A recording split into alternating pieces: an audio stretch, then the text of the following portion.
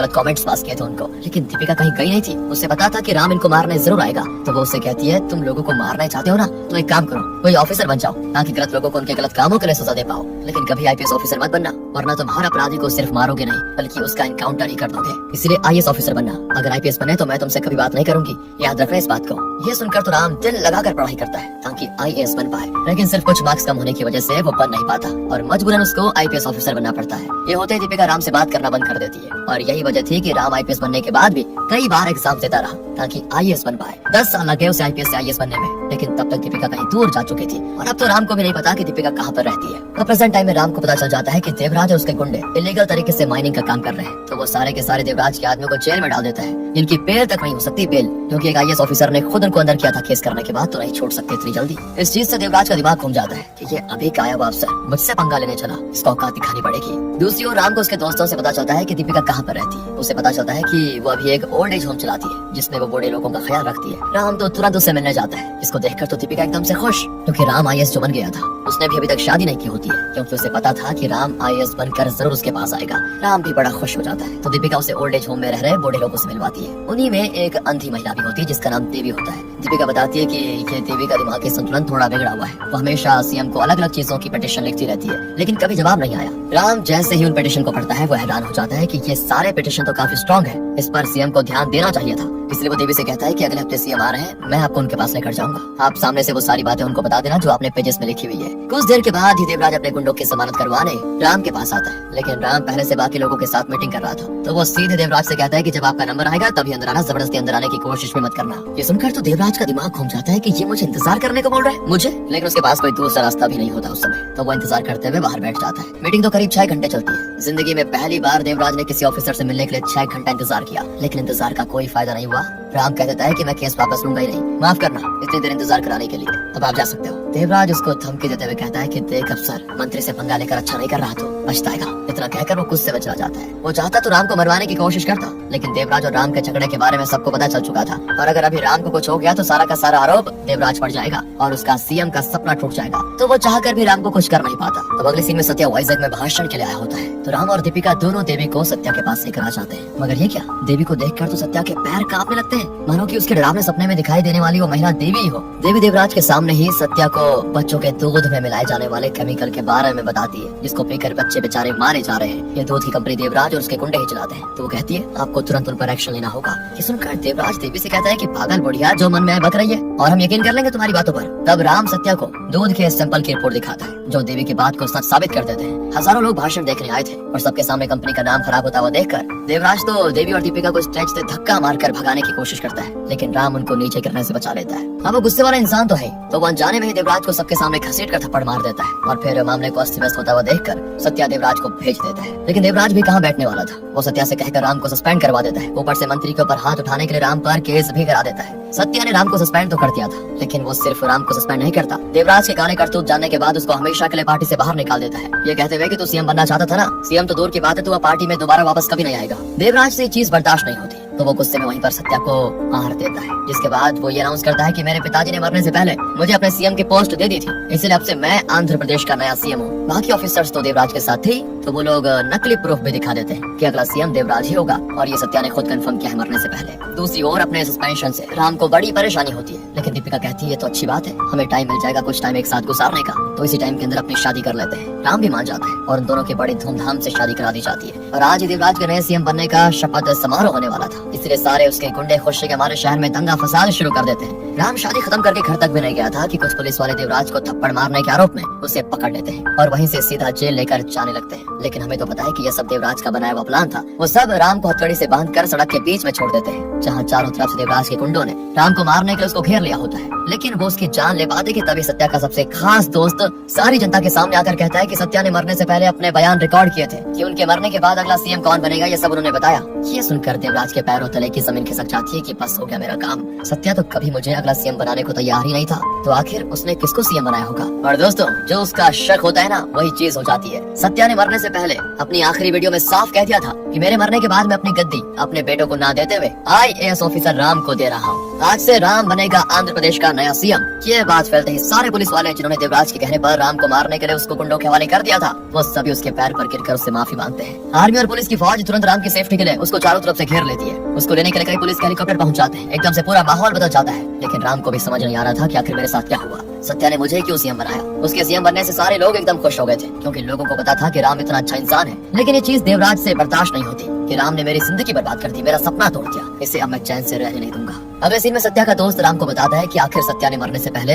तुम्हें सीएम क्यों बनाया। जिसके बाद हम कुछ सालों पहले का सीन देखते हैं, जहाँ राम के पिता अपने परिवार के साथ एक छोटे से गांव में रहा करते थे। जब भी गांव में लोगों के ऊपर अत्याचार होता तो राम के पिता धरने पर बैठ जाते ताकि गांव वालों को इंसाफ मिल पाए। इसी वजह से पूरे गांव वाले उनके ऊपर आंख बंद करके भरोसा करते थे। कुछ लोगों ने राम के पिता से कहा कि तुमको एक पार्टी शुरू करनी चाहिए, जनता का सपोर्ट तो हमारी तरफ है ही, तो जीत जाने के बाद गांव के लोगों की जिंदगी बदल जाएगी। राम के पिता इसके लिए तैयार नहीं होते, क्योंकि राजनीति बहुत ही बेकार चीज होती है। इंसान को गद्दार बना देती है, रिश्वत लेना सिखाती है, सारे गलत काम सिखाती है। राम के पिता का दोस्त नंदू और बाकी गांव वाले कहते हैं कि इस पार्टी का एक ही उसूल होगा कि हम बिना पैसे की पार्टी बनाएंगे, कभी कोई गलत काम नहीं करेंगे, सिर्फ लोगों की भलाई के बारे में सोचेंगे। और जब इस तरह के वादे होते हैं तो राम के पिता पार्टी बना लेते हैं। पूरे आंध्र प्रदेश की जनता उनके साथ थी, उनका जीतना तो बिल्कुल तय था। लेकिन उनके साथ सिर्फ एक परेशानी थी, नेता ऐसा इंसान होना चाहिए जो लोगों के सामने भाषण देकर उनको अपनी तरफ कर सके। लेकिन राम के पिता हकलाते थे, कुछ शब्द बोलने के बाद उनकी आवाज अटक जाती थी। इसलिए वो भाषण देने के लिए सत्या नाम के आदमी को रखते हैं। वही सत्या जिसको देवराज ने मारा। दोस्तों, राम के पिता भाषण लिखते और सत्या उसको लोगों के सामने बोल देता। और फिर धीरे धीरे हुआ ये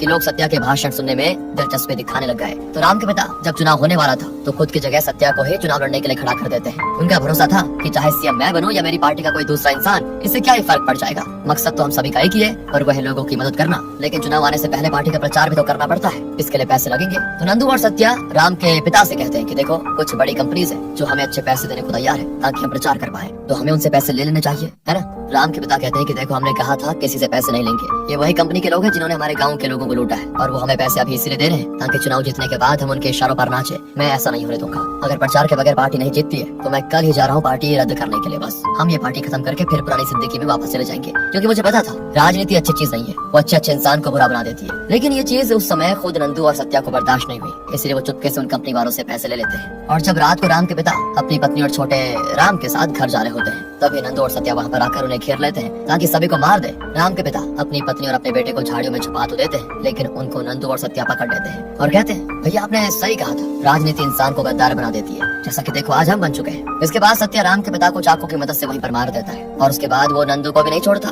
सोचता है कि कहीं आगे चलकर ये मेरी सच्चाई दुनिया को ना बता दे। ये सारी चीज उस समय दूर से राम की माँ देख लेती है, जो कि कोई और नहीं बल्कि वही अंधी महिला देवी है, जो सत्या से मिलने उस समय स्टेज पर आई थी। और देवी वो इंसान है जिसको सत्या अपने डरावने सपने में देखता था। अब राम के पिता के मरने के बाद सत्या चुनाव जीतकर आंध्र प्रदेश का नया सीएम बन जाता है। उसने नंदू के दोनों बेटों को गोद भी ले लिया था, जो कि देवराज और अजय हैं। लेकिन मरने से पहले उसे एहसास हुआ कि वो कितना गलत इंसान है, इसलिए उसने राम को अगला सीएम बनाया, जो जगह राम के पिता की थी असली में। ये सारी बातें जानकर प्रेजेंट टाइम में राम एकदम से हैरान हो जाता है। उसको अब जाकर पता चलता है कि जिस देवी से वो मिला था वो उसकी माँ है, इसीलिए वो अपनी माँ से मिलने जाता है और उनसे कहता है कि माँ मैं आ गया हूँ, तेरा राम तेरे पास आ गया है। वो देख तो नहीं सकती थी, लेकिन राम को छूकर वो महसूस कर लेती है कि तो सच में मेरा ही बेटा है। असल में हुआ ये था कि पति के मरने के बाद से ही देवी का मानसिक संतुलन बिगड़ गया था, इसलिए उन्हें पागल खाने में रख दिया गया। और राम को किसी दूसरे परिवार ने बचपन में अडॉप्ट कर लिया था, इसलिए उसको नहीं पता था कि उसके असली माता पिता कौन है। लेकिन आज उसे सब क्लियर हो गया है। अब अगले सीन में राम को शपथ लेनी थी सीएम बनने की, लेकिन तब देवराज कहता है कि ये सीएम नहीं बन सकता, इसको पहले IAS की पोजीशन छोड़नी होगी। बाकी लोग कहते हैं कि ठीक है अभी छोड़ देंगे, उसमें कौन सी बड़ी बात है।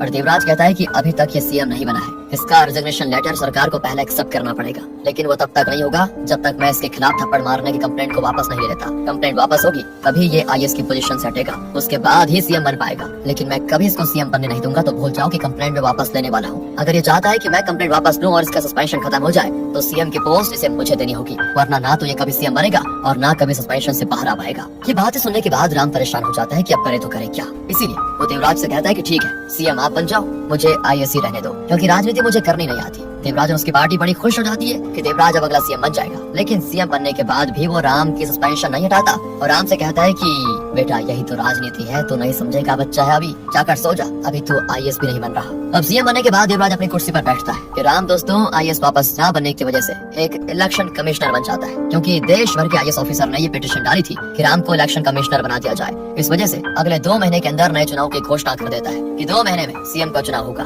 जो जीतेगा वही अगला सीएम कहलाएगा। ये सुनकर तो देवराज के पैरों तले जमीन खिसक जाती है कि अभी तो कुर्सी पर बैठा था, अभी इसने मेरी वोट लगा दी। पर उसे इस बात की थोड़ी तसल्ली भी थी कि राम को तो सिर्फ चुनाव कराना आता है, लेकिन धोखेबाजी से कैसे चुनाव जीता जाता है वो तो सिर्फ मैं ही जानता हूँ। मैं अभी देखूं ये राम मुझे चुनाव जीतने से कैसे रोकेगा। तो दोस्तों अब राम जितने भी करप्ट ऑफिसर्स थे जो चुनाव को नेताओं के हिसाब से कराते थे, उन सभी को सस्पेंड कर देता है ताकि चुनाव कानूनी तरीके से बिल्कुल सही से हो। इसके बाद तो राम अलग अलग गाँव में जाता है ताकि जान सके कि लोग किसको और किस लिए वोट करना चाहते हैं। तो राम को गाँव वालों से पता चलता है कि सभी काफी ज्यादा गरीब है। चुनाव के टाइम सत्या की पार्टी ने उन सभी को 2000 रुपया दिया था, जिससे महीने भर का राशन का बंदोबस्त हो गया था, इसलिए लोग सत्या की पार्टी को वोट देते थे। तब राम कहता है कि देखो ये लोग आपको 2000 देकर जीतने के बाद 2 रुपए की चीजें 200 में बेचेंगे और आपके दिए हुए 2000 के बदले आपसे ही 20,000 छीन लेंगे, इसलिए इस बार ईमानदारी से वोट कीजिएगा। राम ने सत्या के दोस्त से कहकर अपोजिशन में दूसरी पार्टी खड़ी की थी ताकि देवराज को जीतने ना दिया जाए। राम कहता है कि इस बार देवराज आपको 2000 देने आए तो उससे 20,000 मांगना, आप सभी का लूटा हुआ बहुत पैसा है उसके पास, और देखना वो आपको 20,000 भी देगा। और दोस्तों होता ऐसा ही है,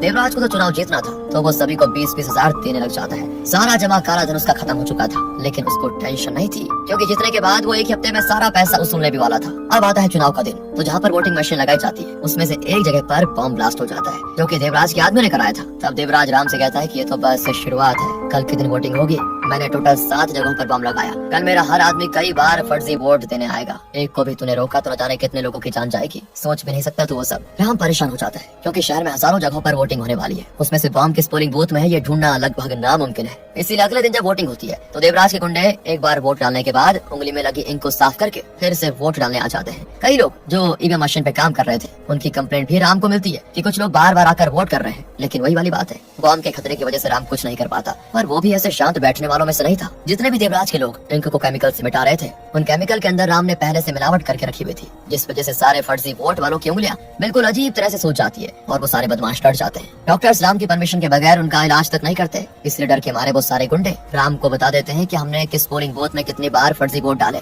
इसलिए राम उन सारे बदमाशों को जेल में डालकर उन सभी पोलिंग बूथ में दोबारा वोटिंग करने का ऑर्डर पास कर देता है। देवराज के हर कदम से राम 2 कदम आगे चल रहा था, इसलिए देवराज दोबारा पैंतरा आजमाता है। वो राम के खिलाफ एक कंप्लेंट कर देता है कि हमारी पार्टी की शुरुआत करने वाला इस राम का पिता है, तो ऐसा इंसान जिसके बाप की पार्टी चुनाव में खड़ी हो उसका बेटा इलेक्शन कमिश्नर नहीं बन सकता, ये कानून के खिलाफ है। देवराज तो प्रूफ के तौर पर राम के माता पिता की फोटोज दिखाकर देवी को ऑफिसर्स के सामने लेकर आ जाता है, तो देवी भी सभी के सामने कह देती है कि राम मेरा ही बेटा है। ये सुनकर ऑफिसर राम से कहते हैं कि तुमने ये सही नहीं किया, तुम्हें अभी इलेक्शन कमिश्नर की पोजीशन से निकाला जाता है। लेकिन राम तब सबके सामने कह देता है कि देवी मेरी माँ नहीं है, इनका दिमागी संतुलन बिगड़ा हुआ है, तो हम इनकी बातों पर यकीन नहीं कर सकते। देवी का दिल टूट जाता है यहाँ पर। तो ऑफिसर्स राम से कहते हैं कि ठीक है, कल तुम दोनों का डीएनए टेस्ट होगा, अगर साबित हुआ कि तुम देवी के बेटे हो तो तुम्हें अपनी पोजीशन छोड़नी होगी। अब रात को राम अपनी माँ से मिलने जाता है और उनसे माफी मांगता है कि सबके सामने मैंने इनकार कर दिया आपको अपनी माँ मानने के लिए, क्योंकि अगर मैं आपको माँ मान लेता तो वो लोग मुझे इलेक्शन कमिश्नर की पोजीशन से हटा देते और देवराज जीत जाता। तब उसकी माँ उससे कहती है कि मुझे पता है मेरा बेटा कभी कुछ गलत नहीं कर सकता, तो जो चाहता है वही कल होगा। लेकिन सुबह होते ही देवी कहीं गायब हो चुकी थी।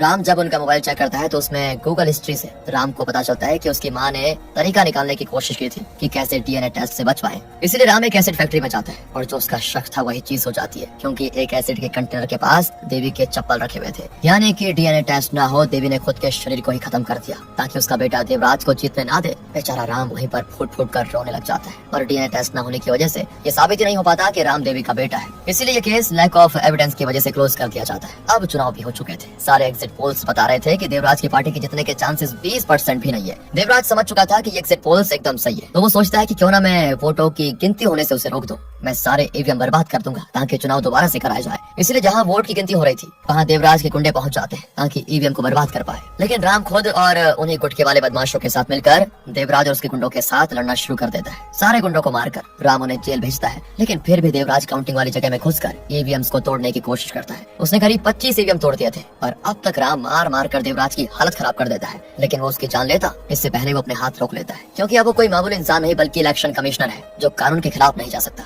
और फिर काउंटिंग कर रहे लोग राम को बताते हैं कि देवराज ने 25 ईवीएम्स तोड़े जिनमें 50,000 वोट्स थे। अगर हम पूरे देवराज की पार्टी को दे भी दें तो भी ये नहीं जीतेगा, क्योंकि इसकी पार्टी को 2 लाख और अपोजिशन को 11 लाख वोट मिले हैं। इस तरह आखिरकार देवराज की पार्टी की हार हो जाती है और जो पार्टी जीतती है वो सत्या के दोस्त वाली पार्टी होती है। और फिर राम भी इलेक्शन कमिश्नर की पोस्ट से रिजाइन कर देता है और उस पार्टी का अगला सीएम बन जाता है, क्योंकि ये पार्टी राम ने खुद ही बनवाई थी ताकि जीतने के बाद वो अगला सीएम बन जाए। जो सपना राम के पिता ने देखा था लोगों की भलाई करने का, बिना धोखेबाजी के सरकार चलाने का, आज राम उनके सपने को साकार करने वाला है। वो लोगों से वादा करता है कि हम सबके लिए जिनके पास घर नहीं है घर बनवा कर देंगे। हमने एक बस फैसिलिटी शुरू की है जो हर समय आपके पास आएगी, आपको कोई परेशानी नहीं होगी उसके बाद। और तब लोग कहते हैं कि ये सारे काम करने के लिए सरकार के पास पैसे है क्या? राम कहता है कि जब नेता अपना जेब गर्म करना छोड़ देगा पूरा देश खुद तरक्की कर जाएगा अपने आप। पूरे आंध्र प्रदेश की जनता राम से काफी ज्यादा खुश होती है। और इसी सीन के साथ दोस्तों ये मूवी यहाँ पर खत्म हो जाती है।